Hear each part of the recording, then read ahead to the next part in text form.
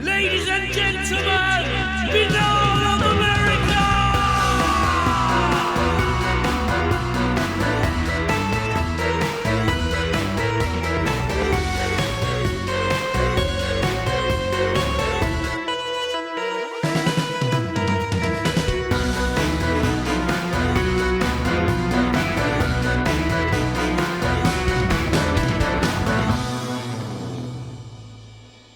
And now, ladies and gentlemen, your host, Tim Binnall. No commercials, no subscriptions, no network, no rules. And at the end of the day, my friends, no comparison. Welcome back to another edition of BOA The Revival. Very excited about tonight's show. It's going to be a fun one, I think. These folks, I kind of snuck up on them at the International Cryptozoology Conference at the end of April because they didn't know. I've been following their stuff here in the New England area for a while, and I'm like, oh, these folks are doing a lot of stuff. They're doing a lot of cool stuff. And so I was kind of like fanboying out when I met them. I'm like, oh, shit, these are the folks who are doing all this great stuff here in New England. So I got to get them on the show. And I'm talking about Missy and Rich Lathrop. They are behind the paranormal group, the Paranormal 5, and they'll explain what that means as we get into the program. And they got events coming up. We're going to talk about those as we get into it this evening. They've got 40 Infests coming up on June 8th in Sanford, Maine. And they've got a fundraising paranormal investigation at Wilson Castle up near Rutland, Vermont. It's like in the town next to Rutland, Vermont. And that's at the end of September, which I will be jumping in on. I'm going to be doing the investigation because I'll be up in Rutland for the Bigfoot Festival. So I said to them, I'm like, they told me about this when we met in Portland, and I'm like, oh, holy shit! Well, I'm in on this because I'm gonna be in the area anyway, and I rarely get to do any of these ghost investigations, so it's gonna be a lot of fun. So with all that said, Missy, Rich, welcome to Binnall of America. Oh, awesome, man. Well, thank you. Appreciate Hello. you having us. Yes, thank you. Hello, America. Yes, exactly. Yeah. Well, we generally start out the show with the bio, the background. I guess, when you introduced each other at the thing, Rich, you said that Missy was in charge. So we'll let Missy start. So That's the safest bet for sure. Oh man. So we'll do the bio, the background. You know, who is Missy Lathrop, and how'd you get mixed up in all this stuff?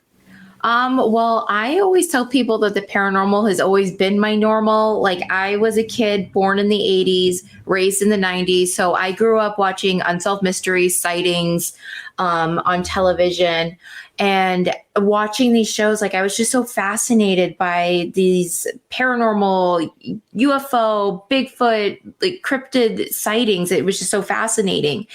And as I grew older, like getting into school, you know, reading every book that I could get my hand on about the paranormal, and growing this passion and this hobby so much, my parents kind of grew to enjoy it as well.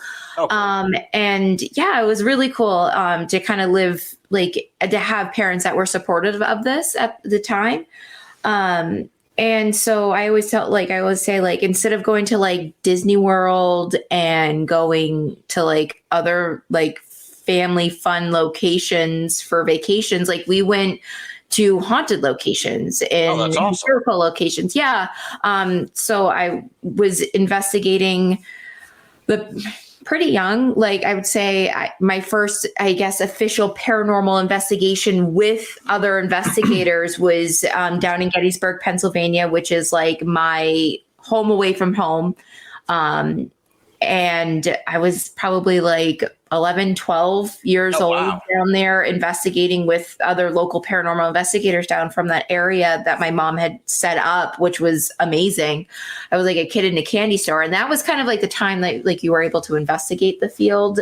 You're not allowed to do that. That's a huge no-no.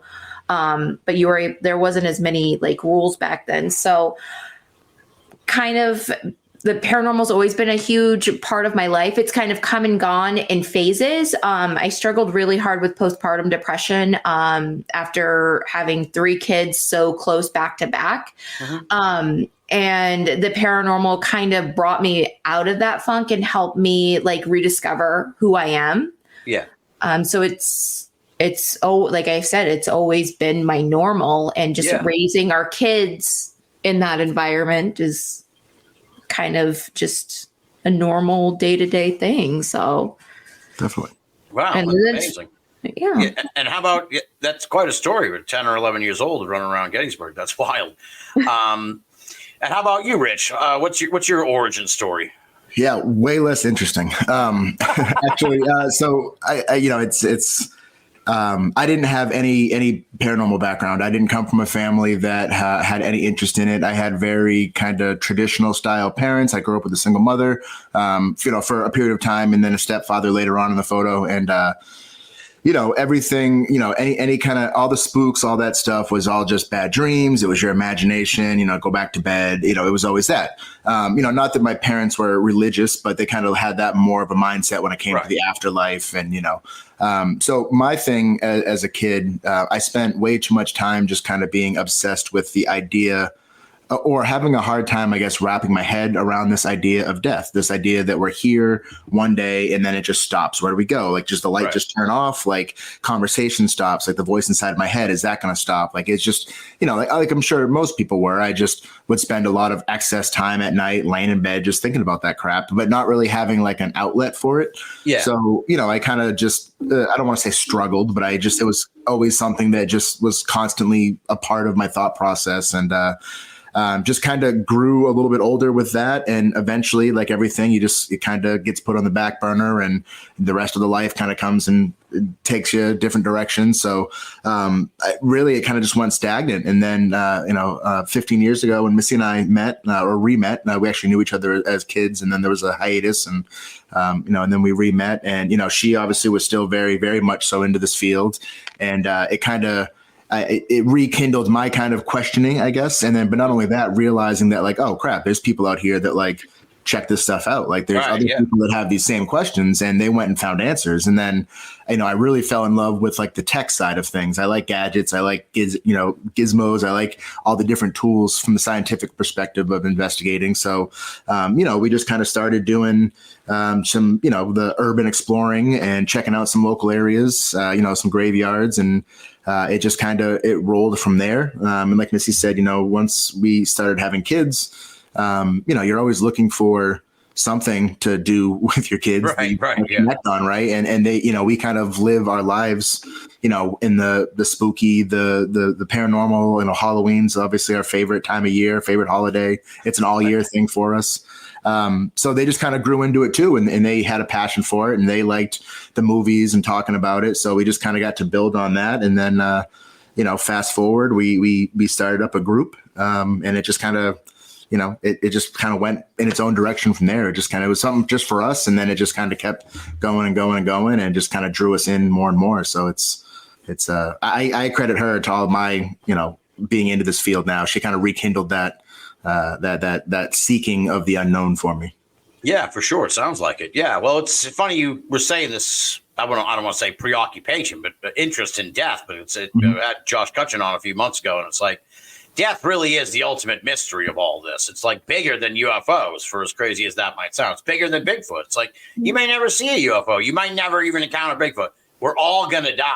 Right. We all have to confront that mystery at some point. So it's like it's truly, it's the biggest of all the mysteries, I think, that people maybe sometimes overlook in a way. So the Paranormal 5, that's you, Rich, and you, Missy, and the 3 kids, right? That's the Paranormal 5. Spoiler alert, folks. Yeah. So it's our 3 kids. We have a 13-year-old, 10-year-old, and an 8-year-old.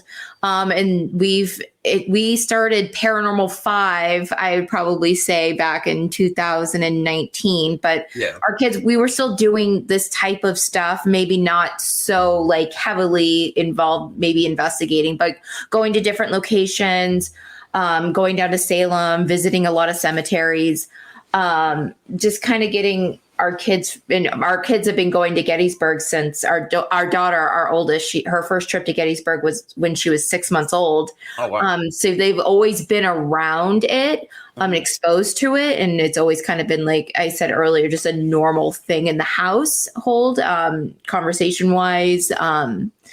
So they've always been around it and exposed to it. Yeah. And, we, when we moved in 2019, we moved up to where we live now, up here in Springvale, just, Sanford, Maine. And basically, we were new to the area. We didn't know anybody. And so we kind of started the investigation group, and it was more for like connecting with other people in the area. The first thing we really started doing was we were doing these like paranormal monthly meetups where we would rent out a space in the local library here, and we would just once a month we would have people come and kind of get together and not to sound too weird here, but like a safe environment, I guess. Right. No, where people felt comfortable, because for anyone who's in this field, it's totally normal. But when you're not in this field, sitting in a room by yourself talking to nothing, that's weird. So you got these stories like, it was nice to have a place for people to come share some stories. And then it just kind of grew into this like networking thing where we didn't really know what the plan was. We knew that we would do our own investigations and that we would go out and seek things out. But, the networking really picked up. We started working with a lot of other teams. Then we started doing, some different events and we took on. So it really just kind of took a life of its own, and we just kind of held on to it. And then, Missy really got into a lot of the, like the networking side of things and promoting things. And next thing you know, we were going to paranormal events, and we really liked how they, what they were all about. And there were some aspects we really liked, and there were some aspects that, we didn't necessarily kind of agree with. So it was a way for us to go and kind of do it for ourselves. And we started opening up events to the public, again, getting our kids involved in it. One of the things Missy always says is that, a lot of people who are in this field started somewhere in their youth or something, whether it was a fascination with death, whether it was all the TV shows. So, we're trying to bring that element to the field with our kids, and kind of putting that out there to work with other families and other youth as well. So, and it just kind of keeps snowballing. It keeps growing.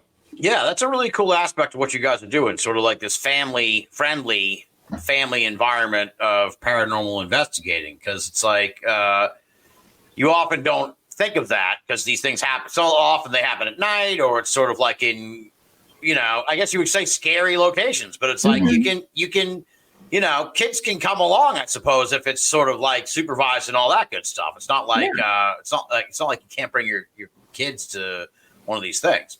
Yeah, and we definitely want our kids and other kids to learn the proper way. Like you see things done on television, and sometimes it can be, a lot of the times it's extremely over exaggerated, and it's just fear-based, pushing the thoughts of demons and all this bad and evil. I'm just like, it's not really like that. A lot of the times you're just sitting in a room for quite a few hours, just hanging out and talking. It's not what television shows. So to be able to show kids, it's a lot more than that. And sometimes it's a great history lesson as well. And that's what I love about that's a huge part of the paranormal side that I love, is the history aspect. And to be able to share the story of what happened here, whether it was a tragic or something amazing, like a great epic story, and to be able to share that and to be able to tell the people there, and the kids there, I'm like, you might be able to communicate with these people. It's kind of mind blowing. Yeah.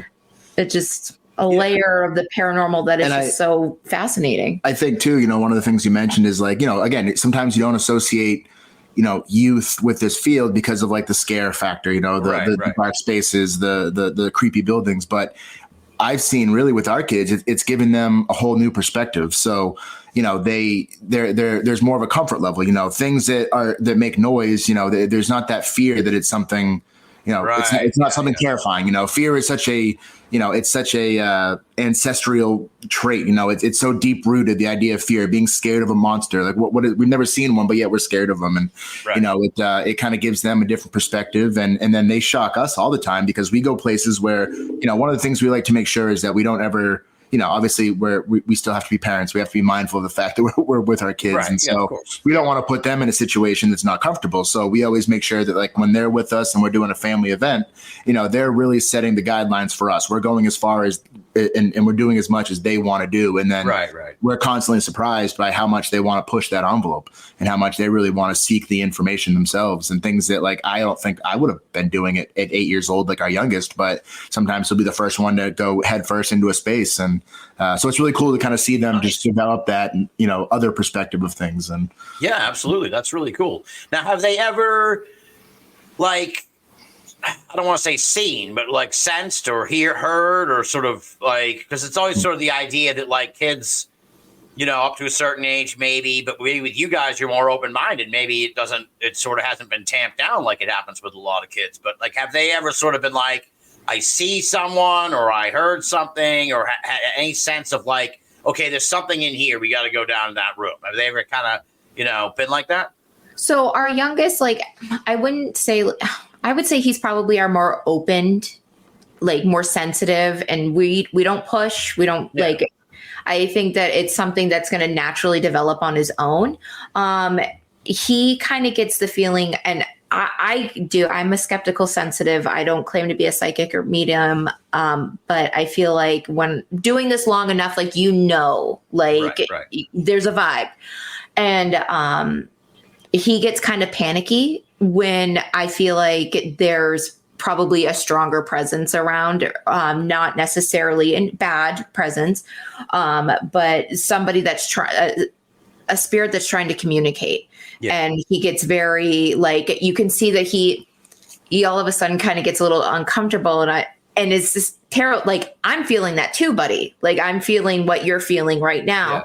And so I think that's probably the closest thing to something along those lines, is definitely our middle child being a little bit more open to that. Yeah. And they have been fortunate where, you know, as far as seeing, actually, you know, one of our first family experiences we all got to have, like, again, you'll probably hear us talk a lot about it because we love being there, but, you know, we were down in Gettysburg, and you know, I don't know if you're familiar with the area at all, but there's the area, you know, of Devil's Den, which is a very well-known area, whether you're going there to be a tourist or the history or the paranormal side. It's a, you know, trifecta of stuff. Yeah. And we were fortunate enough as a family, along with some other people that were kind of enjoying the view with us, to have our first full-bodied apparition appear to us on the fields. And, you know, it was brought to us by another woman that was up there looking, and it was clear what we were there doing. You know, we were there we had some recorders out, like Missy said, you got to be careful with what you do, because they don't really allow a lot of investigating anymore on the field. But, you know, we had some recorders out, and so they knew what we were doing, and they're like, hey, you know, you guys got to come look at this, basically. And, you know, they called us up, and sure enough, across the field, we saw what appeared to be a soldier doing kind of like the way I interpreted it was, you know, they were in like a field of rocks, and it almost seemed as if they were maybe, you know, coming out from behind a rock, maybe to load, to fire, to aim, or whatnot. And they would kind of talk like they were doing some kind of formation. It was on repeat. It was clearly a residual energy, but, you know, we saw it with our own eyes. We were able to capture photos of it. So, and that was one of our first, like, full family experiences. So they kind of dove right in quick. Yeah, that's amazing. Wow. Jeez, that's like the holy grail. It's like what everybody wants to see. So, yeah. You know, right? And like, we're experiencing that. And I tell people, I'm just like, I didn't know where to look. Like, should I be watching my kids experience this? Should I be watching across the field? Like, I didn't know where to look at the moment. It was a very unique experience for sure. Yeah. What do the kids think? They thought that the spirit was dancing. It was kind of funny. They're like, and the thing was, like, it would do this type of formation after so long, and then it would disappear. Yeah. And then a few moments later, it would come back, and it was just doing this constantly. And the people that pointed it out to us, they're just like, we actually went across the field because you're able to go over there, and just like, and we tried to see like who's over there, like what is going on. And when they were over there, it wasn't there. But when they came back and got back over, they saw it shortly after. Like, it was redoing it. So like, I don't know. It was very strange for a spirit to be able to do that for as long as it was able to disappear, then come back. And makes me think there's, go ahead, Rich. Oh, no, go ahead. I'm sorry. I was just gonna say, it makes me think there's like some kind of recurring, like I forget what it's called, stone tape theory, sort of like the recurring energy. Yeah, there's some kind of recurring energy, but you have to see it also from some perspective Like you have to catch it at just the right area, and then you'll see it. Like if you're over somewhere else, you won't see it. But if like you're in one spot or so, then you can probably see it. But then you also have to factor in environment, something else that we don't. Otherwise, you could just do it all the time. Like, definitely. You have to go there on May 15th, at 9 o'clock at night, and you'll see it. Like no matter what. It's like there must be a bunch of different factors that kind of come together to see this thing that is stuck there in the field, which is crazy in and of itself. Mm-hmm. Yeah. So they've been really fortunate, and actually we've been equally as fortunate with them, because not that I would say, maybe twist my arm and I'll tell you, but not that we like to say that we use our kids necessarily as bait, but right. If you were fishing, I got what you need, because we, one of the places we were able to go to is we got to investigate an orphanage. Oh wow! And it was. In a lot of the stories that were coming out of this orphanage, there was there was child spirit. There was, unfortunately, it was a place that was set up with really good intentions, and then it ended up being run by the wrong individual, and there was a lot of just mistreatment of kids and whatnot. So. And what was really cool about this particular place, and they had done a lot of investigations with groups in the past, is that we were the first team to be able to go in there with kids from an investigative standpoint. I mean, they do tours of the building, but this is the first time that a family-based team was going to come in and allow children to investigate. And so that's awesome. One of the things that we found was that, we started the night off in, investigative mode and we were getting a little bit of activity, but it really wasn't until the kids started, because again, at the end of the day, they're kids. So their attention spans are going to, slowly dwindle. And it was when they started just being themselves again that the activity really kicked up. And I think it was really, it kind of showed us like, oh, okay, you're bringing children into this environment where you're seeking child spirit and you've got kids acting like kids. Like what a great, if you've got intelligent hauntings in there, like what a great thing for them. Like, oh, look, other kids, we can play. So we brought some toys with us. We brought some old time games that would have been played back then. And the energy just went crazy, and they got to see that and kind of take responsibility for it. And, it was awesome for him. Like Missy said with the apparition, it's really cool to as an investigator, it's like, wow, all this activity is taking place. But then it's like, as a parent, you get to watch these guys experience it. So it's like, it's just wonderful. Yeah. It's like, it's probably the wrong analogy, but it's like bringing kids to a zoo or something. It's like, you're like, watch this amazing, like brought my niece to like the zoo. It's like, look at this amazing thing that's normally in your books or whatever. Now here's an elephant right in front of you. It's like pretty awesome. Oh, so definitely. In a way, it's kind of like that. And that's what I was thinking. You alluded to it when you mentioned bringing the kids to the orphanage. That's kind of what I was thinking. It's like the kids would be a fantastic sort of sense. Trigger. Like a real, like a completely different perspective than, you would normally get, that you can't get from a piece of equipment. Now you use equipment, Rich, you were saying you're kind of the gadget guy. So what do you like to use when you're on one of these investigations? Yeah, so it depends. There's kind of a two-part answer. I mean, so we do, which maybe we could talk about after, but we do a lot of public events where we host events for the public to come, and we do a lot with their fundraising events. So we all proceeds go back to the locations, for repairs, to keep these places open and functioning, to allow groups like us to come in and do this. And so when we're kind of on more of the group thing, I mean, as much as we stress to our groups, like, listen, like this is the real deal. This isn't the 45-minute TV show you watched last night. Right. You might spend the next 4 hours in here and we'll be lucky to hear a sniffle. But we can tell you that it's going to be a real experience. But obviously you're still trying to also provide a source of entertainment. That's why they're there. They paid to come, and they don't do this all the time. It's their one chance. So we use a lot more of an array at that point. We like using different EMF detectors, REM pods, trip wires. We do on occasion get out like spirit boxes. It's not really our cup of tea, but again, it's something that in a crowd, it's something that everyone can partake in. And it's like if you're the Rolling Stones, you got to play Satisfaction, right? Exactly. They want to see they want to see the spirit. So we do a lot more there, but then if we're doing something for ourselves, or we also are fortunate enough to be a part of a group called Maine Paranormal Society, which is the Taps family here in Maine, and we do a lot more residential style cases, private cases, and whatnot. And so when we're doing it for us, or if we're doing it to help somebody, we really kind of narrow it down. I mean, our go-tos, we love your audio and your video.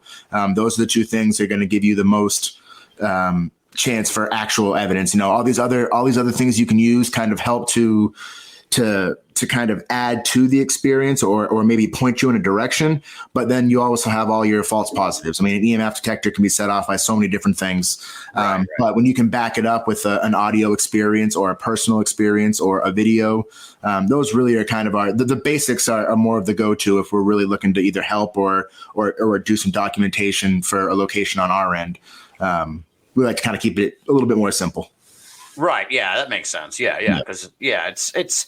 I do find. I was just talking to James A. Wilson about this a couple weeks ago, and yeah, I do find because I've been on a few of these, and I'm always just like, I don't know about the gadgets. Like, I don't even know how to work that stuff. So I'm always just kind of like, I'm still feeling my way through this. That's why I'm looking forward to coming to the one at the Wilson Castle, because like part of me is just like, just don't touch anything. Don't fucking mess with any gadgets. Just kind of go into this and see what might happen. So, yeah. Well, I look at, for example, the tool like the Ovilus, right? The Ovilus is a tool that can somehow it can read the atmospheric changes in a room and then can convert that change in atmospheric pressure into allow it to select a entered word out of a word bank, right? So, right. And I guess I look at that and I say, okay, if I came up to you right now and I said, hey, can you make the word, sorry come up out of this? And like, you no fucking clue at all how to do that. Right. So why when we go to the other side, are we going to all of a sudden gain this engineering degree where we're going to know how to manipulate the atmospheric pressure to produce a word, so things like that. But also, then we've used devices like that and we've gotten some words that were very coincidental to whatever was taking place at the time. So we kind of use that to validate or to back up another experience. So, it's as long as I guess you look at those things with like a grain of salt, then I think you're okay. But again, the audio, the EVPs, that's really the thing we're looking for, videos, and then just your personal experience. I mean, you are your best tool when it comes to this stuff. Yeah, absolutely. Yeah, and like Missy was sort of stressing this, saying she was kind of skeptical. It's like you gotta be grounded in like some kind of like reality of what it's just not completely fly off the handle. So it's like if you do hear a word come out of it, you're like, okay, that's interesting. Now what do I do with that? You don't just go, holy shit, the ghost said boat. It's like, well, you don't fucking know that, dude. Like, but maybe what do you think this boat means? Like a tarot reading or something where it's like you kind of have to interpret it in a way of your own, analysis, if you will. Yeah, definitely.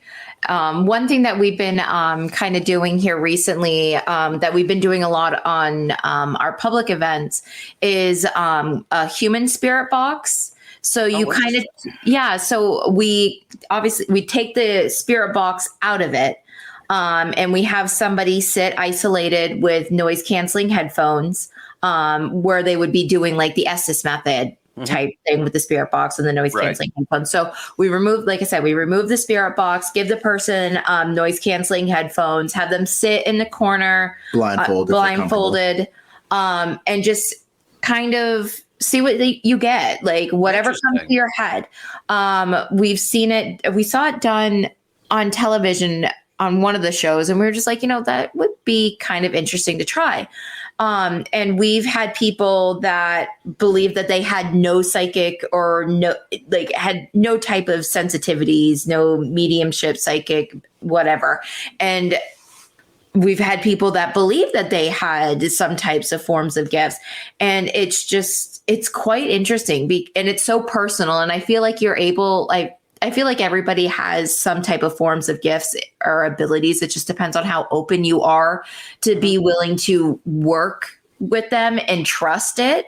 And I feel like doing the human spirit box, it kind of lets go of that ego and it kind of puts your guard down enough so you can trust your instinct, trust what's coming to you. Yeah. So, and we've had a lot of interesting things that come through. There's a location that it's kind of our home base that we go there quite frequently. And we've had people do that. And at different events, we've kind of had them saying the exact same thing. So it's very interesting. And kind of adding more layers to this mystery of this location that we've been going to for so long. And it's kind of giving more validation. So I've never heard of that. We've even seen it. We tried an experiment about a month or so ago, again, at one of our private events where we had one individual using the actual Estes method with a spirit box, and then another person doing the human spirit box. And they were actually, it was almost as if they were having like a conversation. Oh, wow. Like they were talking about the same thing. So which is crazy because this person's literally, with the spirit box is just repeating what they're hearing over the radio. And then we have somebody who's just speaking intuitively. Right. And they were kind of coming up with some of the same answers. And it was really interesting. Actually, this past weekend, we were fortunate to do a public event down in America's Stonehenge over in Salem, New Hampshire. And same thing, a lot of people wanted to try the Estes method. So we did. It was really quiet. A lot of the answers, or what was coming through weren't really lining up very well with the questions. And then towards the end of the night, we're like, you know what, let's try this. Is there anyone who wants to, try the isolated human spirit box? And, we had one young gentleman that wanted to do it. And it was fascinating how out of nowhere, we were starting to get like pinpointed answers, that were all in a series of just things that were lining up. And it was just that like kind of revalidation, like, okay, cool. Like you can step away from some of the technology and really just rely on yourself, because again, you are your best instrument in all this. Yeah, exactly. Now, I'm glad you brought up the America Stonehenge, because I commented on your thing, and I actually told you guys I love America Stonehenge. I wouldn't say intimately familiar with it. That sounds dirty, but the guy's like, check the cameras. It's that Binnall guy again. But no, I've been there half dozen times probably now. Just every time someone comes into town from out of town, one of my paranormal friends, it's only like a half hour for me. So I'm like, we got to go up to America Stonehenge. And I have mixed feelings about it, because it's like, it's really cool, but it's also kind of like, it doesn't quite live up to the America Stonehenge name. Like, if you know what I mean? It's kind of like you're expecting a little bit more, and then you get there and you're kind of like, okay, where's the mind-blowing shit? It's like, no, it's kind of like, seems more like ruins-y, but maybe a temple part thing. That's like, that's the best part. The thing with the hole in the rock, and you can talk out, and there's comes up under the sacrifice table. Yeah, that's the thing that's like, okay, that part's kind of weird and mysterious. Where did you do the ghost or the ghost hunting, the paranormal investigation? Where did you do it on the grounds? Because I like I said, I know it really well. So part of me is like, I would not want to be fucking running around in those woods. Yeah. Like it, even, I guess, I assume it was kind of nighttime, right? Maybe it was like dusk to night. I don't know. Tell me all about this fucking thing. Because as you can tell, I'm really into this American Stone. I'm going on the next one. So yes. Tell me about this. It was really cool. So Missy had reached out and worked with them and was able to get everything set up. And James was the individual. He's been there about, I think he told me, about 6 years now. He was hands down one of the nicest representatives you could have ever worked with for this place. And before like the event itself, one of the things that I thought was really cool, that I had kind of known about, we learned a little bit about it before, but then learned more there that night, is what's really cool about it is that, you've got the unknown history, but then there's also layers. There's layers of people that were there at different times that kind of added on to this thing. This is like a collage of different cultures and in different times. Right. They've got it dated back as early as 4,000 years ago. And then you've got, what's the word I always mess up on? Phoenician, potentially there. You've got some people think that it's got a lot more European style with some of the builds and the way that the tools were used. Obviously, there's a Native American culture, and then there was families that then moved in as well. So you've got all these layers to it. Right. So it's pretty interesting. But as far as the investigation, we had about almost 30 people there, about 25, 26 people. And we split it up into two groups. And so one group stayed at the main site. The main site is it consists of the Oracle Tunnel, the sacrificial tables, all the stonework right there, kind of the more visually appealing, if that's what you're going to look for. Yes. And then the other group went up along the astrological trail, and then followed some of like the snake wall, the serpent walls. And it was perfect because, the two groups, there was enough space in between that, and even within those areas, there's enough room to maneuver. So you're not kind of stepping on each other. You're not contaminating your evidence back and forth. And it was just, we got there around 7:00, the sun started going down, and for the duration of it, it was dark up there. And it was just, and it was cool too, because it was the second night of the Northern Lights that were going off up here. I don't know because it was this past Saturday. Yeah. It was this past weekend. Yeah. So, we were kind of thinking that was going to, I don't know what kind of play that has on the, atmospheric energy. But yeah, it was, I didn't know what to expect. Obviously, we went into it completely blind. We had never investigated there before. Yeah. We had just visited before. So with the family. Yeah. And, we weren't let down. We had some electronic tools going off that really, again, there's no electronic interference up there. Right. So your REM pods, your K2s, our REM light, a lot of those things shouldn't have, been going off, but we had a proximity sensor set up where we put a little offering of some tobacco, on a plate hooked up to a proximity sensor, and we had that going off. One of the coolest things is that, Toby, from Afterlife Paranormal that ran the other group with us, he actually brought, we had talked a little bit beforehand and came up with an idea of, let's play some like Native American, like chanting, right? Some kind of ceremonial sounds. And so he kind of pumped some of that through a speaker, and then they actually got a response, what sounded like drumming, in a response to us playing the music, which was awesome. And then another one of the people that just came for the investigation brought one of those Aztec whistles. And so he was playing that a lot, and we were getting a lot of audio responses. So that was, we got a little bit of both, we got those personal experience and then some of the tools going off as well. So, it was that's interesting. It was really cool. And there was a lot of battery drainage that night as well, too. So people that had attended the event, like cell phones, batteries draining. Yeah. Video cameras sucking through batteries, electronic equipment going through, which, obviously, as most people know, that's a potential energy draining, as far as, spirits trying to manifest. So it was interesting. It's funny when you're doing like EVPs and stuff, because you don't know. I don't know what language I'm supposed to be listening for. That's true. You don't know who was there, so you're just kind of listening for anything. And we didn't get a lot on the audio side other than the music, but some heavy cold spot moments. At one point in time, you could smell it would smell like a fire, but obviously I can't rule out somebody a couple miles away having a fire. But so all of a sudden you could smell smoke inside the Oracle caves. So it was, it really wasn't a letdown at all. It's, like I said, I'll definitely come along on the next one. It's very unique. When I saw you guys were doing the event, I'm like, holy shit, that is because you don't necessarily, first of all, I don't think I've ever heard of a paranormal, maybe I have a few before, but maybe I've never heard of one of those at America's Stonehenge, first of all. And it's like, wow, that's really an interesting location. And then it's like, as you were talking about, it's like, it does raise, it does seem to keep bringing people back to that spot over the different eons or whatever. So you would assume there would be some interesting energy there. Now, this is kind of my clown idea. You don't necessarily have to do this, but part of me was like wondering, it would be interesting to have a few people stationed in, if they allowed it, in the fucking building, in that in the check-in area. Because to me, that place always, it kind of gives me the creeps. Like it's really? Feels like it's from like the 70s. It's got a very like In Search Of vibe. They used to have a big thing out front that said America's Stonehenge as seen on In Search Of. I don't know if they still have it there anymore because no one knows what the fucking Search Of is. But when you go in that place, I always get kind of a weird feeling like this is like you're stepping back in time. I bet you they would probably be open for that for sure. So.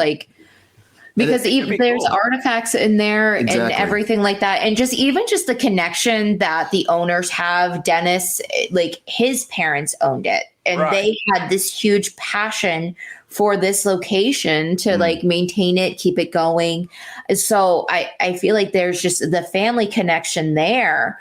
So I would not be surprised if there's, and not to mention, if you buy into the idea of haunted objects, you've got all the relicking and all the dig sites that they've done on site. All the artifacts that they found are stored in there. They've got tribal writings carved into stone. Again, they've got what they think is Phoenician carvings. They've gathered all this stuff into one place. So even if you just buy into the idea of objects carrying energy with them, they've got them all right in there. Yeah. Yeah, exactly. And then think of like all the people that have passed through that building over like the decades. It's got to be from, I'd love to know how old that building is, but it feels like it's from the 70s at least. Yeah. So it's like I bet you, I feel like you would probably get something weird going on in there. I don't know. Oh, I totally agree with you on that. That's actually a good idea. Yeah. I like Thank you. and one of the I told you I'm coming to the next one. So I know we might have credit to. will be given for sure. Another cool fact that we learned about it when we were there was that again, if you buy into like the whole theory of like ley lines, there's a ley line that passes directly through America's Stonehenge and on an absolute straight line, then passes directly through the center of the actual Stonehenge. oh wow. So it's kind of like just another unique coincidence that you've got these two structures that we don't have the exact history of how they were put there, why they were put there.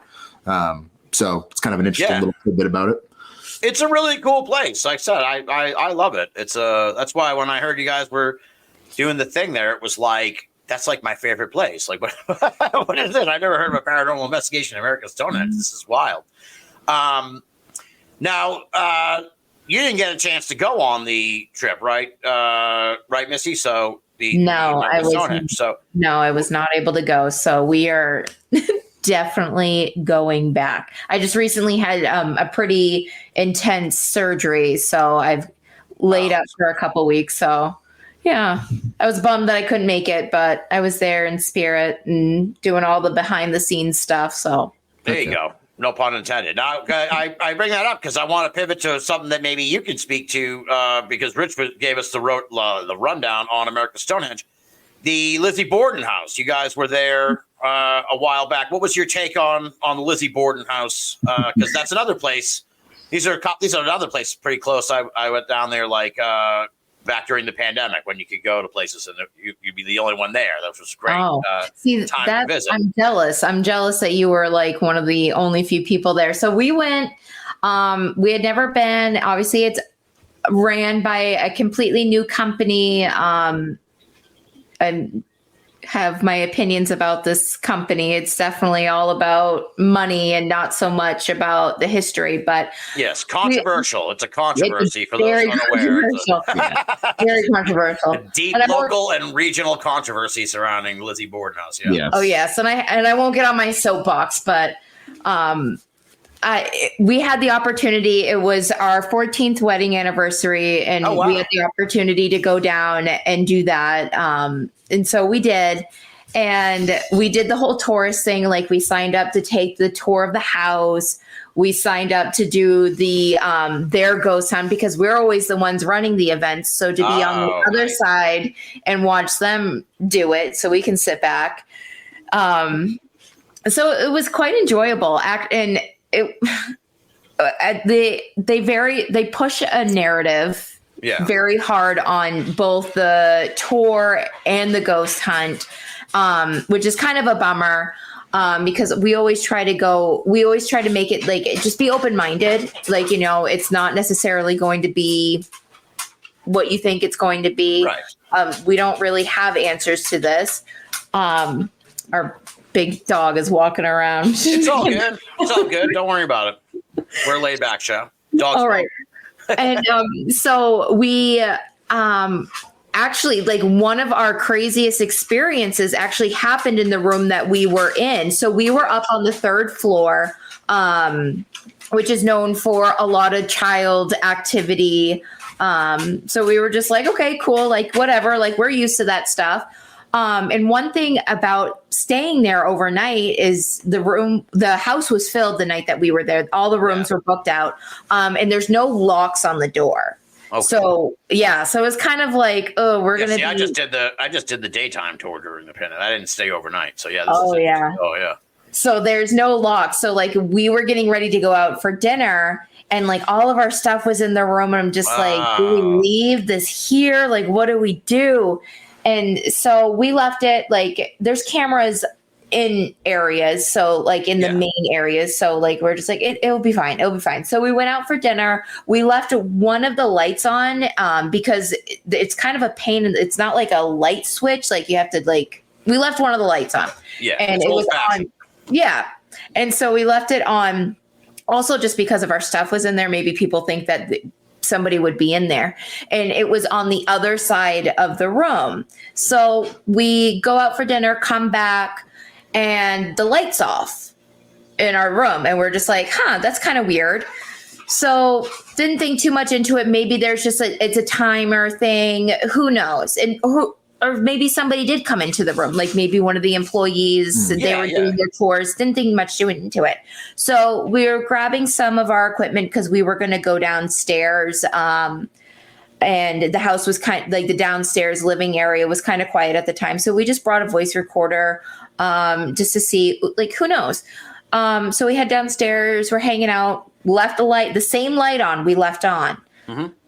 Running a couple EVP sessions, and then people were kind of coming in. So we were just like, we'll just go back upstairs for the room. The light's off again. Huh. So we're just like, this is kind of weird. So we're just hanging out in the room, kind of, I'm just scrolling on Facebook, whatever, just zoning out. We had some of our equipment set up. We had like a REM pod, a couple other pieces of equipment set up. And I heard the light because I was sitting next to the light that had been kept on turning off, and it clicked off. It turned off. And I'm just like, not like the light on? Yeah. Do you want us to keep the light off? And our REM pod was going off.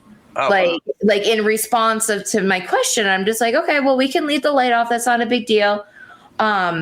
We actually got an EV. We actually, I was about to say, we actually got an audio response that night in that saying like, no, like keep it off.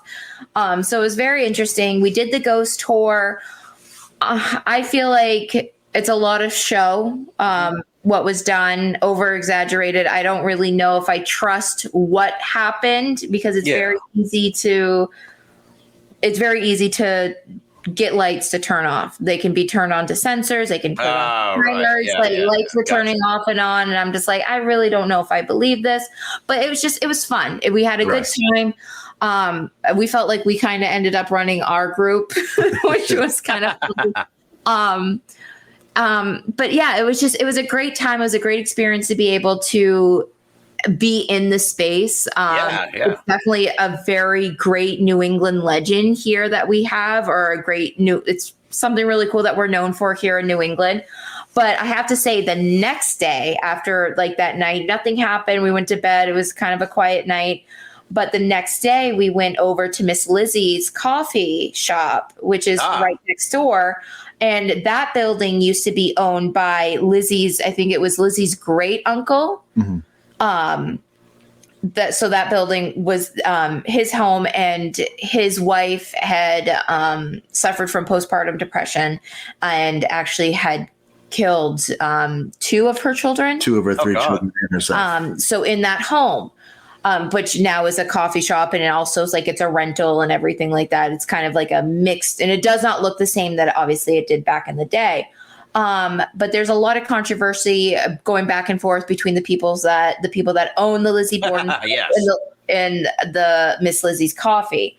So we got to meet the owner of Miss Lizzie's Coffee, hear his interpretation. He's born and raised in Fall River. Yeah. He's a member of the Historical Society. He is passionate about Lizzie Borden and her case and her story, or Lisbeth, like at this point, like he's very passionate about that.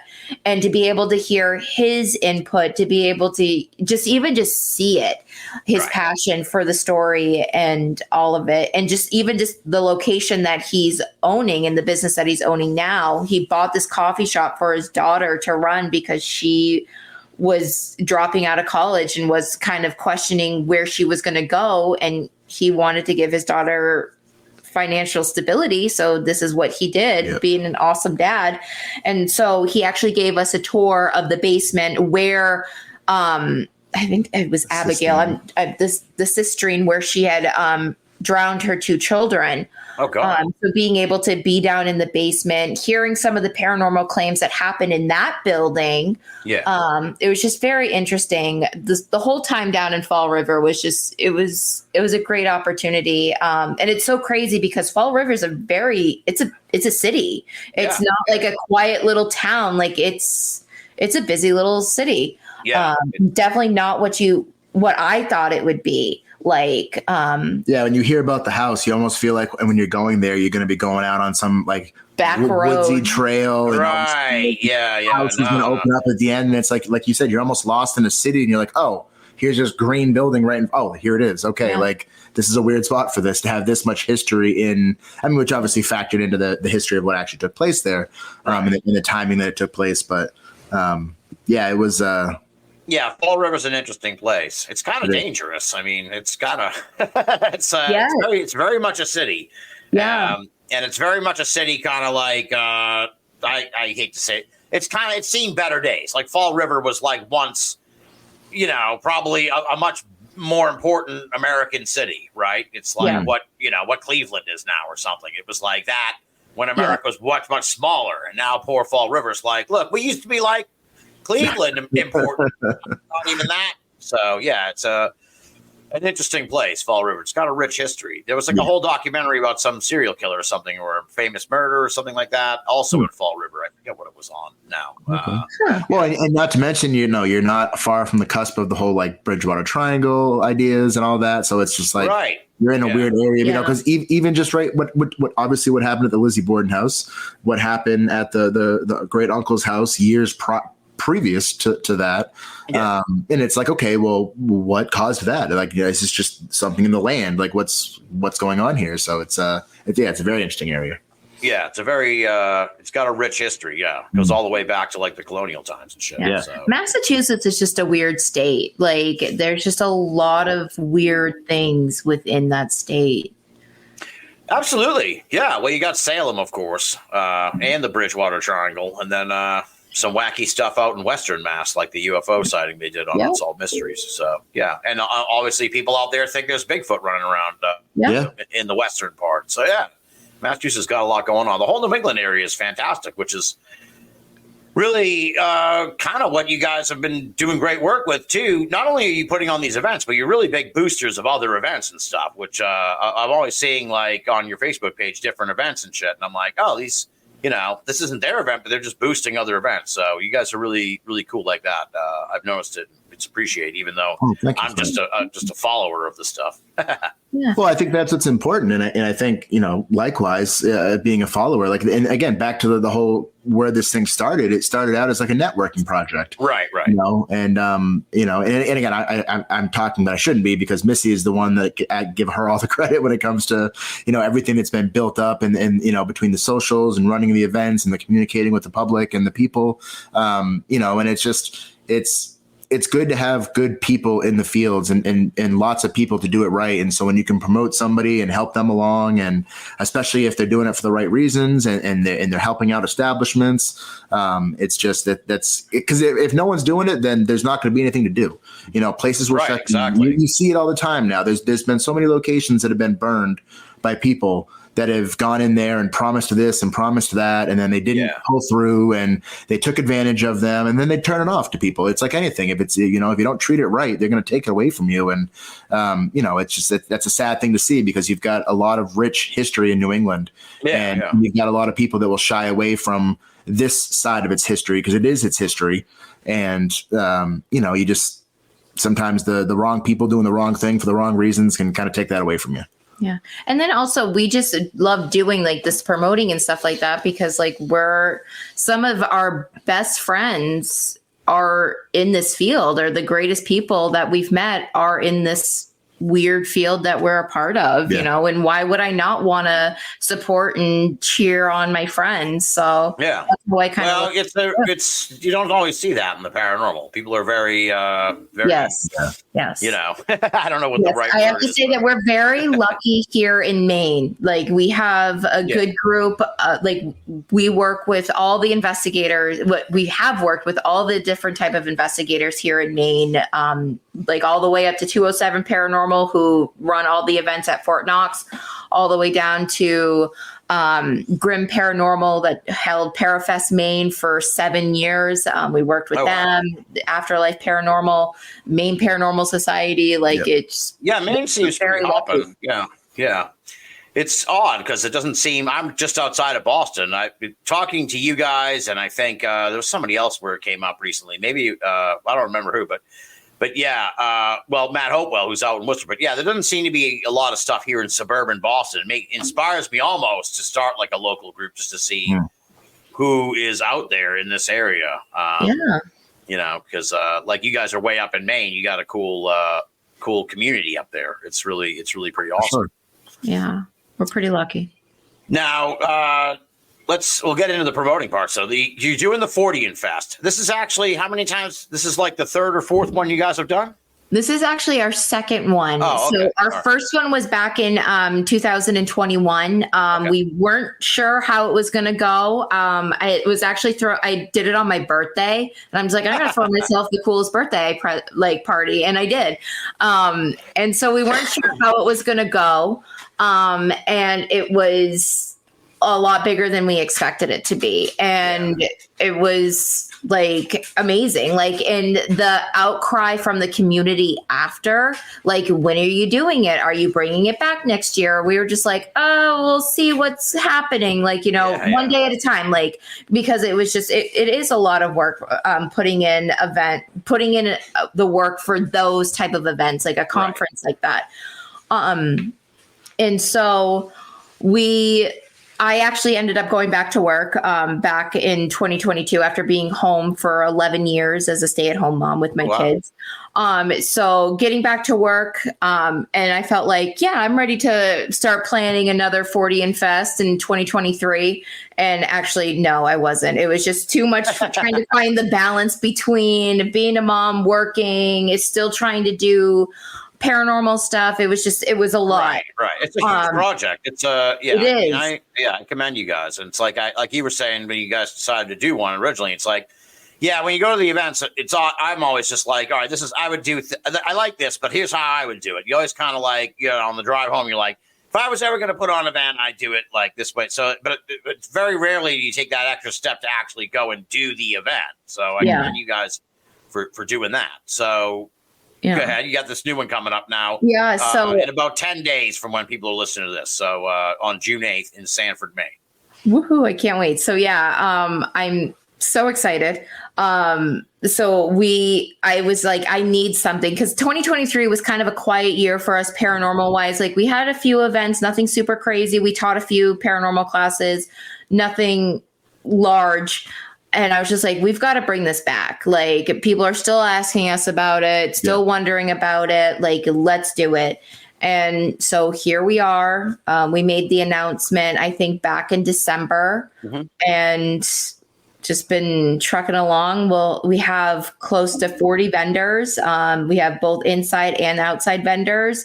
We have a lineup of speakers that will be presenting all day. What else do we have? We have food trucks, which is like, I'm super excited. We have 2 local food trucks here in town that will be there. And we have a psychic gallery reading as part as one of the presentations, which is great.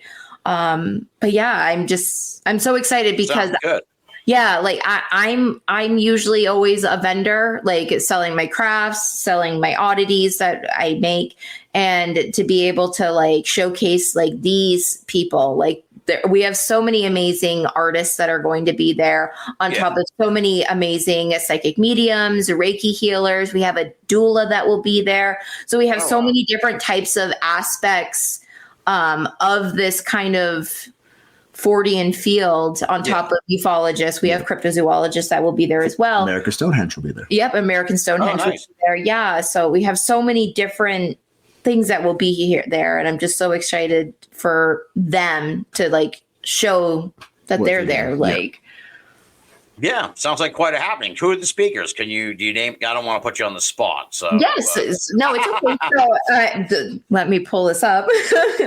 So we're going to be doing a paranormal panel where it will be me or Richie. I'm not sure which one it will be.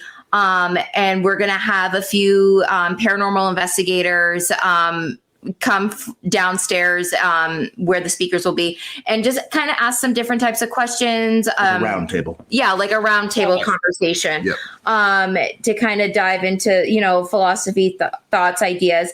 And then we have Phil Anderson. He's from Massachusetts. He's going to be talking about the Bridgewater Triangle. We've got Jean Tewksbury. She'll be talking about. I know. I love Jean. I love Jean's Jean. a friend. Yeah. She's a good person. I love her. She'll be there talking about the Eastern Panther, and then we have our friend Matt Warner. I'm not sure what Matt will be talking about. And then we have Sam Baltrusis. He will be there doing a chat. I think he's going to be talking alongside his friend Andrew. I feel so bad that I don't. A new book project that they're working on. Yeah, a new book project that they're working on. And Awesome. then we have psychic medium, the best psychic medium that we've ever worked with, Christopher Brown. He will be doing the gallery reading that afternoon. So, all right. Fun stuff.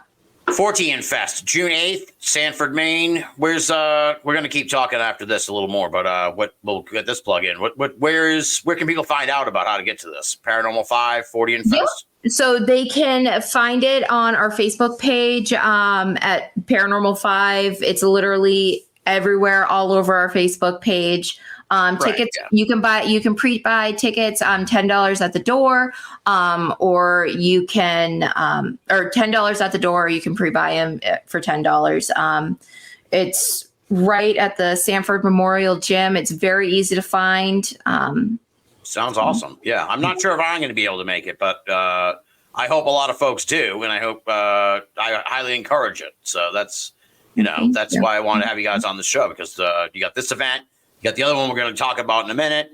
But so have you brought the psychic thing? Maybe ask, have you brought psychics along on any of your investigations? And what's that like?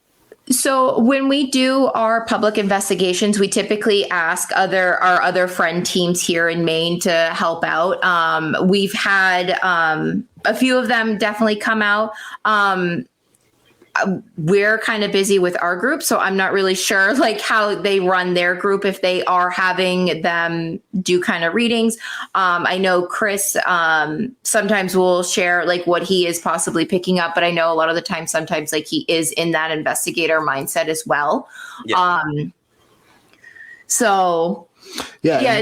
We've also done. We had a chance to do this really awesome experience. So we did a home investigation with our other group, Man Paranormal Society, and Jen, who was our case manager, which still is, but has passed along some of the duties.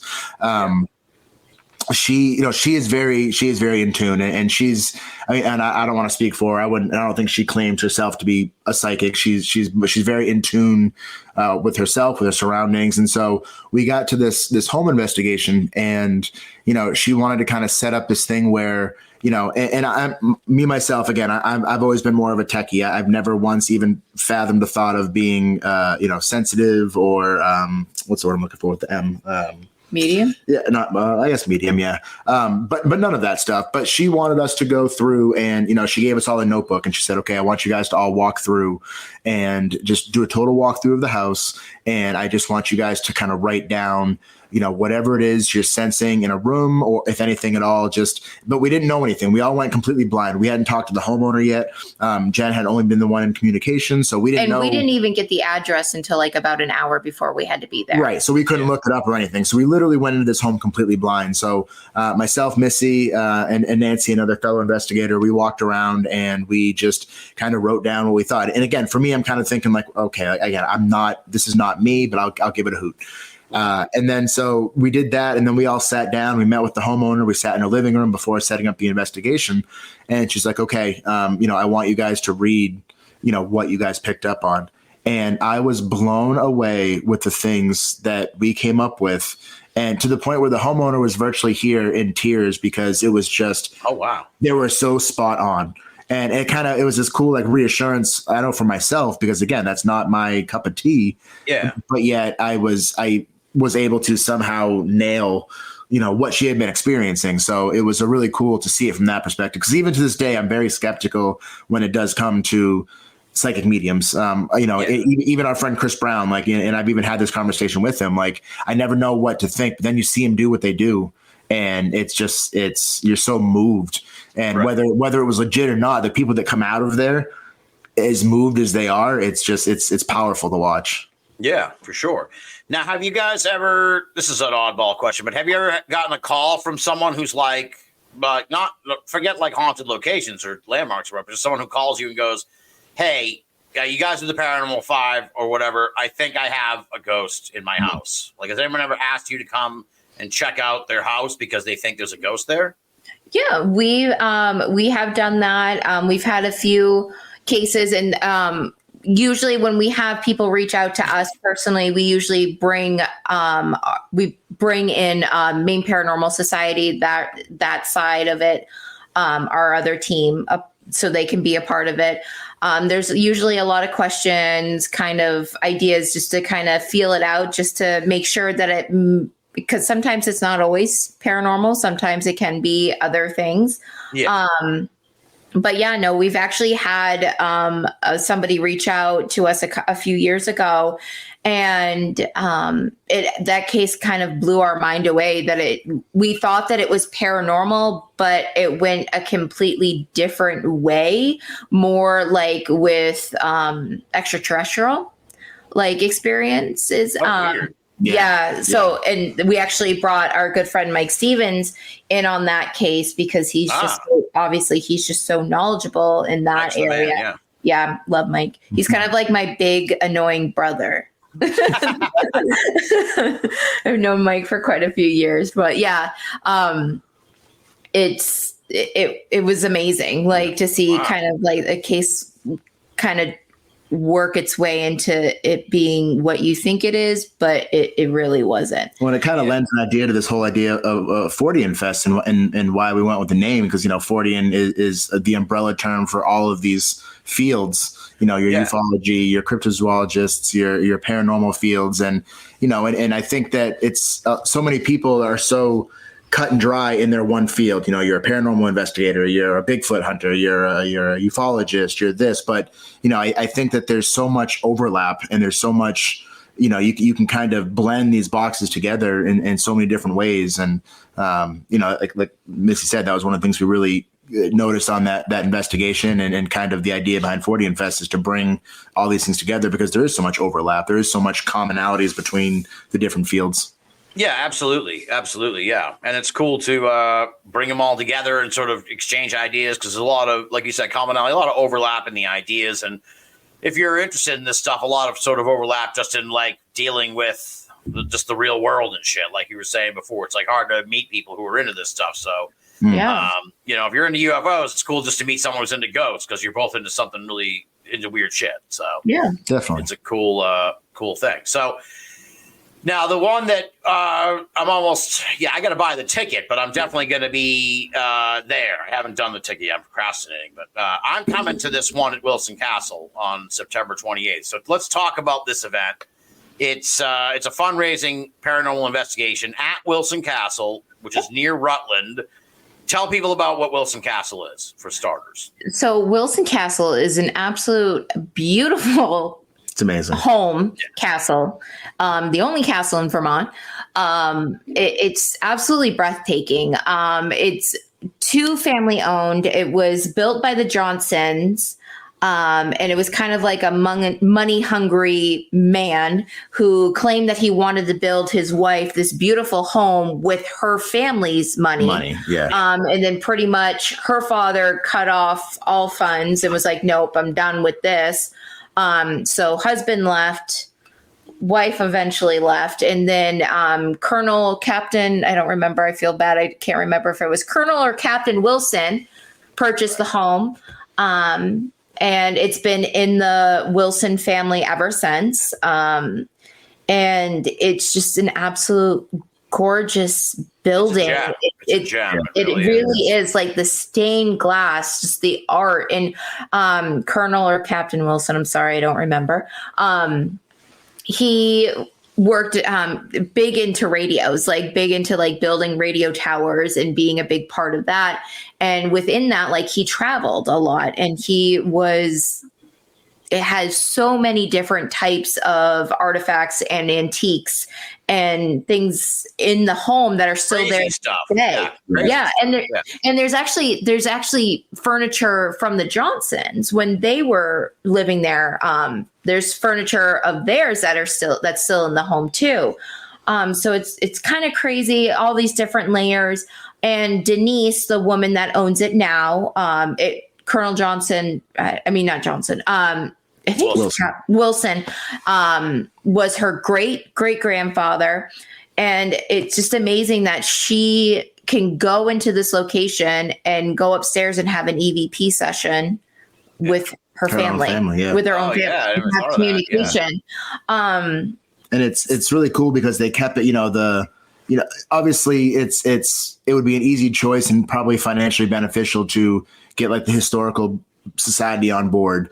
And from what I've gathered, they thought that route, but then it takes away some of that authenticity that they have to kind of do with their home and their location, what they will. Right. And you're subject to all kinds of different regulations and whatnot. So she chose to take it on by herself. And these events, they are, what's so cool. And this is why one of the things that we love about this. So we did an event there and we had talked with the owner and I forget, it's Doug? No, Andy, excuse me. Andy, who is like her right-hand man with all this place. And they're some of the kindest people you ever met. And they're telling us wonderful. Yeah. They're telling us all these things that the building needs and they're trying to do their best. And we did this event for them. It was an amazing turnout, and then, within like, whatever it was, a couple of months after the event, we get a letter saying that, because of the event that we ran there, they were able to rent the lift that they needed to secure the roof and fix the roof on the third floor and stop all the leaking. And it's just like, it gives it a whole different meaning because it's like, and they were so appreciative. And I know they sent us this huge care package with like Vermont maple syrup. It was amazing. Awesome. It was just, they didn't have to do it. Like we do it because we love doing it. Yep. And we love being able to give back because I wish like financially, like I could do all these donations to all these amazing locations that we get to go and investigate. And we can't for sure. Yeah. Like, family of 5, like in this economy, who can do that? But to be able to do the whole fundraising aspect of it, it's amazing. We love it. And so, yeah, absolutely. That's especially with, it's kind of like America's Stonehenge in a way. I have a real soft spot for Wilson Castle because it's like so unique. And it is. Yeah. And it's like in the middle of it's like this tucked away treasure. Like as you're going down this road and you're kind of like wandering, then you get to this like amazing castle. And again, it's like you're stepping back in time and you go inside and there's so many weird, as you were saying, Missy, like so many weird artifacts and stuff that like one of them's like the silver tea set from like not Queen Elizabeth, but like a couple queens before that or something. Whoever the queen was like at the turn of the 1900s, like her silver set is there somehow, and things from different parts of the world. It's really mind blowing. It's really the construction amazing. of it. Getting to at one of our events there, we did an overnight where people could camp out there, and getting to wake up in the morning and then go sit out on that the veranda. Yes, and just overlook that field and then the mountains in the background on that swing, the swing that's been there. It's breathtaking. I'm so excited to get back there. I'm so excited. And one thing that I love is like the Wilson Castle, like how it needs so much work and there's so much to maintain this building, and how like I know that people have come in and put offers on some of these artifacts because like there's a chair there that makes sense. And they keep it because it's a part of the history. It's a part of the house. Like it's what makes this castle so special.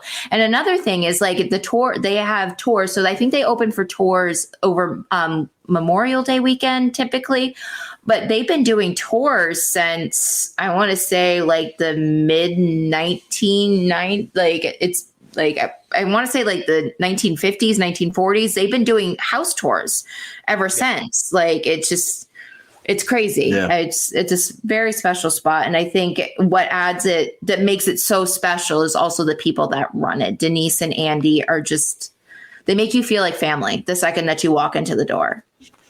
Yeah. You're greeted with a hug. You're greeted with for sure. Yeah. And that's going to be September 28th. That's Saturday. I'm going to do the first part, the up until like midnight. I'm not going to camp out. I'll camp out the next time. I want to have something maybe for the following. But I'm not much of a camper really, but I'm going on the investigation. So what time is the investigation? 6 to like midnight? Yep. Yeah. So the investigation 6 to midnight. And I think Yeah, 6 to midnight. And then we'll go, the people that are staying over have the option to kind of check it out, kind of investigate a little bit on their own After the fact, after those folks head on out. But it's... And where's the camping? Like outside on the... where are you sleeping? So we usually have people sleep out back in the backyard. There's plenty of space. If it's super duper cold, because it's kind of end of September in Vermont, like I don't know what the weather's going to be. We may be able to kind of swing it so some folks come inside and sleep, just kind of depending on the layout and everything like that. It's gonna be an amazing time. Yeah. And then I always look forward to, like Richie already spoiled it, but I always look forward to having coffee in the morning on the veranda, hanging out with people before they leave. Like, so that's what I'm definitely looking forward to.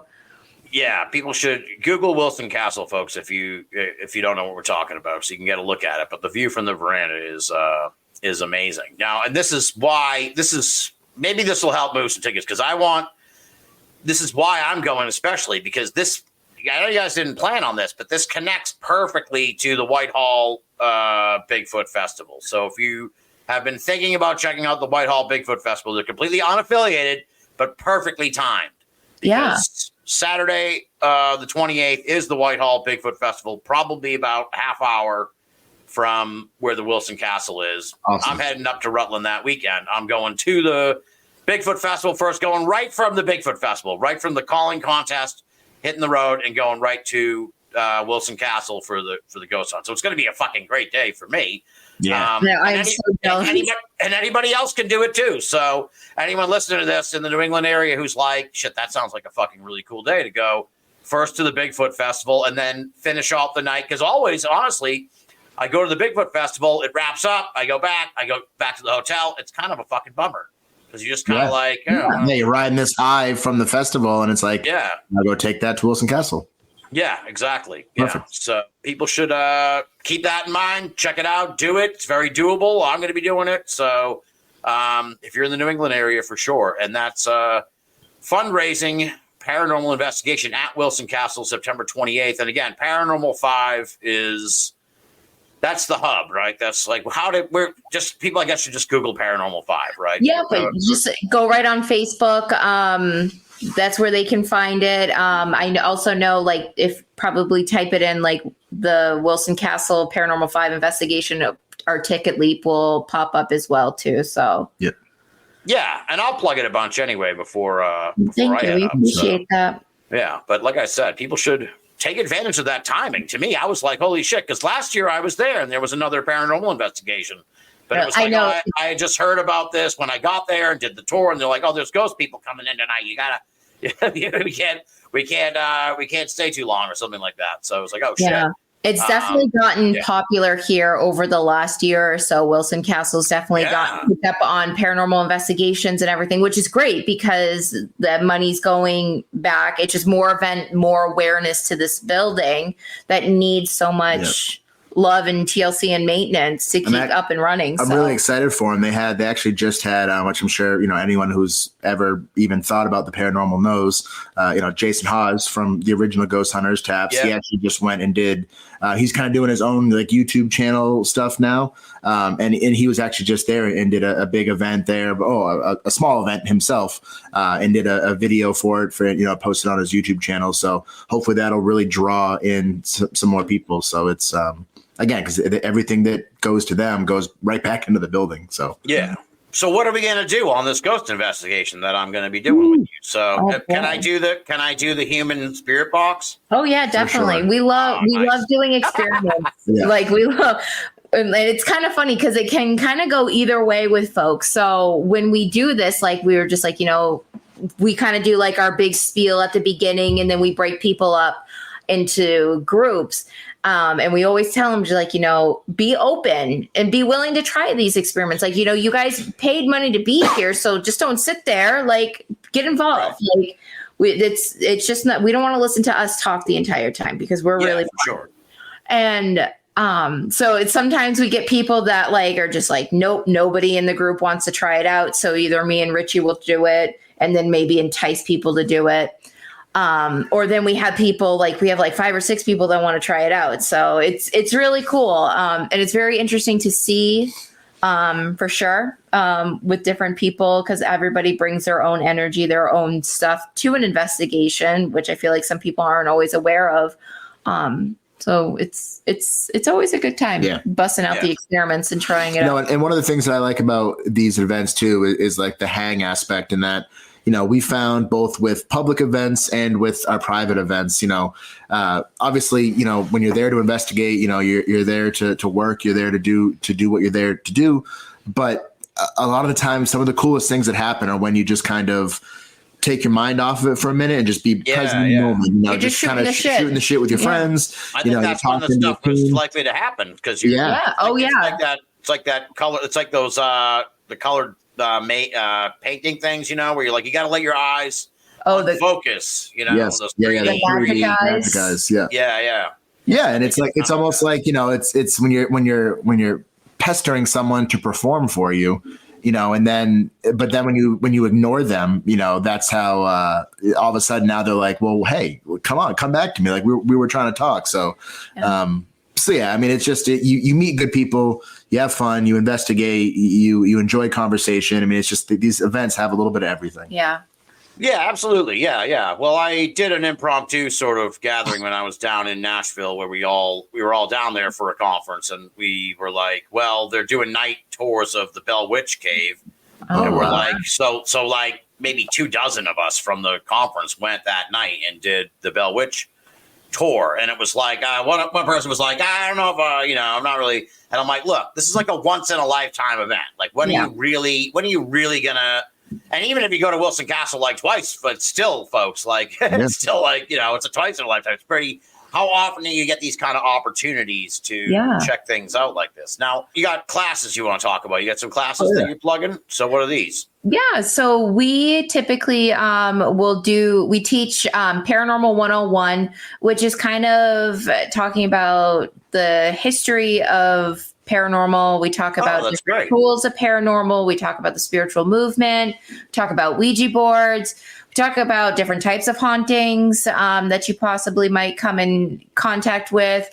Talk about different investigators. Yeah, it's a good like it's almost like an entry level class where for your everyday person that might be interested in this, or they like the TV shows and they want to really know what it's like, or they're thinking about putting a team together, or they're thinking about getting some equipment or going out and doing this. It's a nice little kickstart to kind of lay some of that foundation work. And this is like where you guys are, right? Yes. Yeah. So we do it. So we do it at local adult eds. That's amazing. So it's super fun, and we've always had a great time at these classes. And a lot of the times, like, these people are so interested in the classes, and then they come to our events. So and then they become friends. Like a lot of the time, it's a great outreach. It's a great outreach. And then we also do a Wicked Haunted class, which kind of highlights different haunted locations here in Maine. We share some evidence that we've caught at a lot of these lot of locations that we've investigated. So it's kind of fun to kind of share that aspect. So we usually try to do those in October. We'll usually offer one or the other sometime in early spring, just to kind of keep the spookiness alive.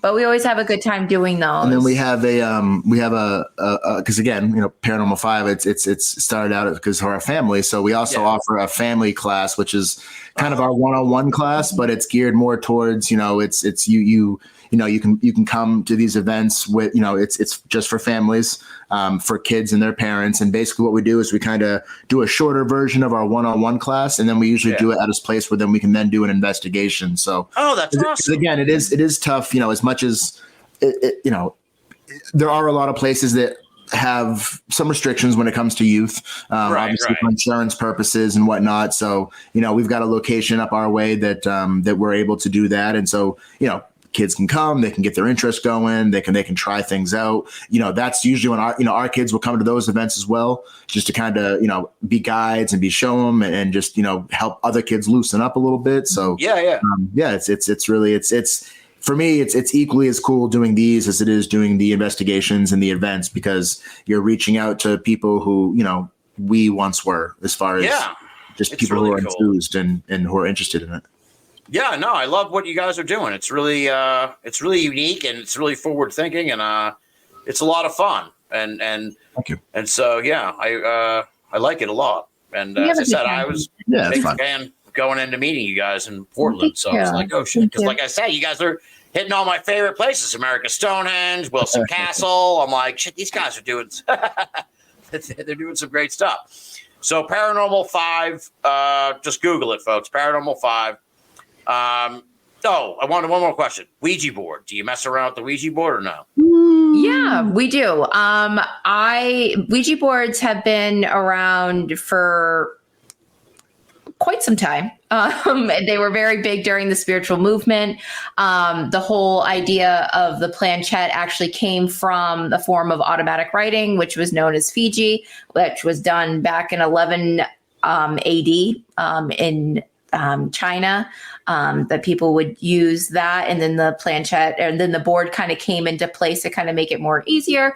But yes, using a Ouija board was kind of like a parlor game, something that people would do. Right, but do you use them on the investigations? Have we? No, we haven't. I think it's just because it's such a big controversial topic. Right, yeah. We haven't, and then just kind of out of respect, out of like, because we don't know how some people feel about them. Like, we've actually done classes when we've had pictures of Ouija boards, and we have people in the class are just like covering their eyes and stuff like that. And I'm just like, it really wasn't until the 1960s, 1970s, and 80s when we had certain paranormal investigators during the time talking about Satan and demons and all this behind the board, and then also Hollywood. The Satanic Panic, Hollywood with The Exorcist. So that you saw a lot of fear push because again, this was something that was done on the weekends as a parlor game. Also just a way for people to want to find peace because death was everywhere around during the 1800s. And, you know, being able to possibly know that you could communicate with a loved one that had passed on to get that peace of mind. Like, why not? So you don't hear about all this demonic and stuff until, again, certain investigators came into the area, which, again, not shaming anybody. Everybody's got their own cup of tea and beliefs when it comes to this field. Right. But I just always find it so funny. It's the Ouija board. It's such one side of the fence or the other. People. It's so loaded. That's why I've asked it, because it's like, I can't eat. Yeah, I imagine like if you busted one out, if you're like, now we're gonna get the Ouija board out, someone would be like, I'm out. I'm going home. People would probably lose their mind. But again, but when we ask to communicate or ask somebody to light up this REM pod or to communicate through this audio device or to communicate to you through the spirit box, like, you're opening a line of communication. What's so different about the Ouija board? Like, you're opening yourself in any way, shape, or form. And we always tell people, if you're not comfortable with anything in this field, like if there's a certain tool or you don't feel comfortable going into a certain location or space, that's your intuition telling you not to do it. So trust your gut. Like, don't do it. So don't do it. No one's forcing you to. Like, yeah, absolutely. Now you have to ask, because I have like OCD, and if I ended this interview, like, this would haunt me till the next time I see you. So you've said REM pod several times. What is a REM pod? So she's going to do that. So the REM pod is a device that it emits its own electromagnetic field, right? So you have a lot of tools that are designed to detect the fluctuation of the magnetic field that exists around you at all times. Where you're sitting right now, you've got EMF fields swirling all around you. You've got the lights, you've got your computer, you've got your cell phone. So you've got all that. So your normal EMF device, or like a K2 meter or whatnot, what it does is it measures the ambient level of electromagnetic field in a room. And then what you look for with those tools is a fluctuation for an increase in it for some reason, because there's a belief that, you know, in order for a spirit to manifest, it needs to draw power from something. And one of the things that can draw power and manifest power is that electromagnetic field. So a REM pod kind of works like that, except it emits its own fields. through an antenna. It's kind of like I always tell people in our classes, if you're into instruments or music at all, it's kind of like the theremin. The theremin was the first ever electronic instrument, and the way you played it was basically a long metal pole, and the closer you got your hands, the higher and lower the pitch, and then if you move your hands up and down, it would change the frequency of it. So it kind of works like that, and you set it out and like a trigger object almost, and you invite something to come in and interact with it. And then if it breaks that EMF field, then you'll get an audio alert and a visual alert with some different lights. Nice. Okay. All right. Yeah. Like I said, I would have ended this and I would have been like going to bed tonight. Oh, yeah. Where do you think that REM pod thing they kept up? Yeah. All right. So 14 Fest, June 8th, Sanford, Maine. That's going to be the big happening in about 10 days. And then later on at the end of the summer, September 28th, the fundraising Paranormal Investigation at Wilson Castle near Rutland, Vermont, for people who were trying to wrap their minds around that, looking on the map. And as I said, that is going to be an awesome day. So folks should definitely check it out. I will be there. And they can find out more at punch in the Google, Paranormal 5, 14 Fest, Wilson Castle, any of that stuff. It will come up, Paranormal 5. Pretty easy to find. Rich and Missy, I can't thank you enough. I had a blast talking to you. I look forward to hanging out with you in September. It's going to be a lot of fun. We look forward to it as well. Thank you so much. We appreciate it.